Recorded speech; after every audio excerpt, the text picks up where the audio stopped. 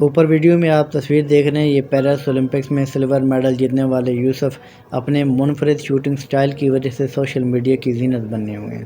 Paris Olympics میں 10 metre pistol mixed مقابلے میں شرکت کرنے والے ترک شوٹر یوسف کی ایک ہاتھ جیب میں ڈالے، دونوں آنکھیں کھلی رکھے، بغیر ہیڈ فونز اور گلاسز کے ٹارگٹ کا نشانہ بننے کی تصویر سوشل میڈیا پر وائرل ہو گئی ہے اور صارفین نے یوسف کی اس کول انداز کو بہت پسند کیا ہے۔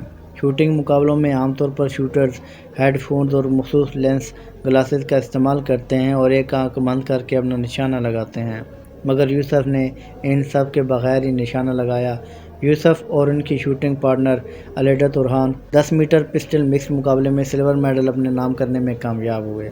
سوشل میڈیا پر اپنے منفرد انداز کی پذیرائی سے متعلق بات کرتے ہوئے یوسف نے کہا کہ میری شوٹنگ تکنیک بہت منفرد اور نایاب ہے، میں دونوں آنکھیں کھول کر نشانہ لگاتا ہوں اور یہ چیز دیکھ کر ریفریز بھی حیران رہ جاتے ہیں۔ انہوں نے کہا کہ میڈل جیتنے پر حیران نہیں، کیونکہ میں نے اس سال بہت محنت کی تھی اور کامیابی صرف جیب میں ہاتھ رکھنے سے نہیں ملتی۔ سوشل میڈیا پر اپنا منفرد انداز وائرل ہونے پر یوسف کو مبارکباد دینے والوں اور ان کی تعریف کرنے والوں کا تانتا باندھ گیا۔ اگر ویڈیو اچھی لگے تو لائک اور شیئر ضرور کیجیے گا۔